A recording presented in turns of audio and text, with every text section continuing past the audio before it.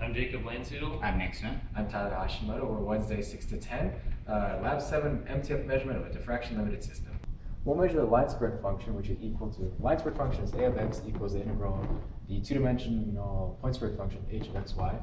And then that's also equal to the derivative of the knife edge translation. So that's while we're moving the edge with respect to the two-dimensional point spread function, we'll be able to see how much irradiance is coming out from that section that's being uncovered with the knives. And we'll go through this measurement for best focus, plus wave, and minus one wave as well.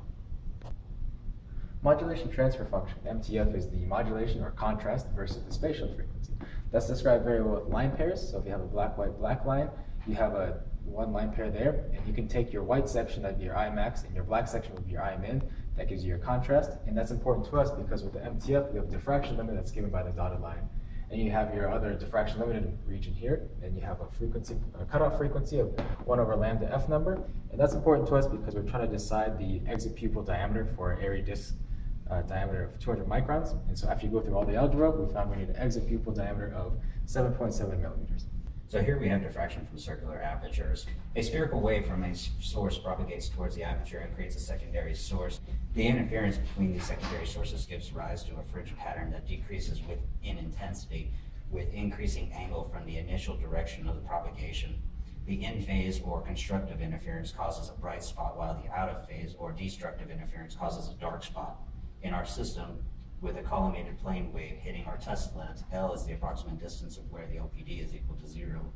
In the near field or Fresnel region, the interference from the secondary sources causes fringes. With the 0 OPD, there is a central bright spot. As we move up towards one wave, where NF is equal to plus or minus 2, we get a dark spot, where NF is equal to the total number of fringes. And as you can see, we have our dark spot here. As we move over to 3 over 2, we have a central bright spot with a dark fringe and then another bright spot, totaling the 3 number of fringes. You see our system set up here, and as you can see, the beam goes through the testing lens and aperture and focuses at the best focus, and if NF equals 0, we move the microscope to this focus as well as NF equals plus or minus 2 to display the results that Nick showed earlier. And an interesting thing is that at the midpoint of the two positions, NF equals plus or minus 2, we find NF equals 0, so we can find that point using those.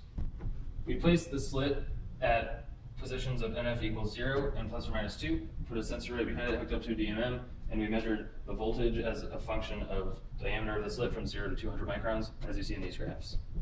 Here we have the fringe pattern showing 6 total fringes, which shows that 1, 3, and 5 are going to be at the brightest spots of 1, 3, and 5, shown here at the relative irradiance, while 2, 4, and 6 are going to be the dark spots, which show up at the bottom here.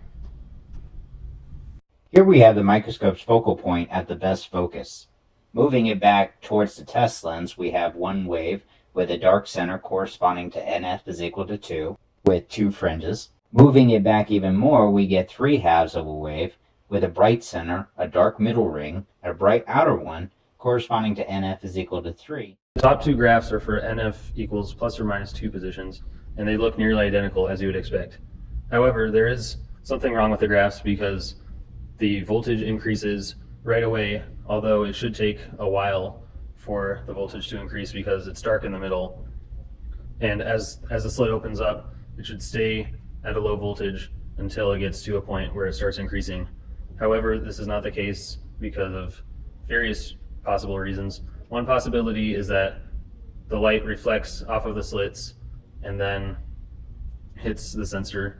And another possibility, which I think is the most likely occurrence, is that we simply had the wrong 0 position because we had some 0s earlier, but we deleted those because nothing was happening. And so we thought that the slit wasn't open yet because it was really hard to see. And we thought that the slit was opening later, when in reality it was probably already open, it was just dark. And kind of the opposite thing happened for the voltage versus slit width, where the slit was probably still closed when we were taking data. That's why it takes so long for it to open for the graph of NF equals 0, because really the graph of NF equals 0 should increase immediately and have the highest slope at the beginning because the beam is most powerful in the center.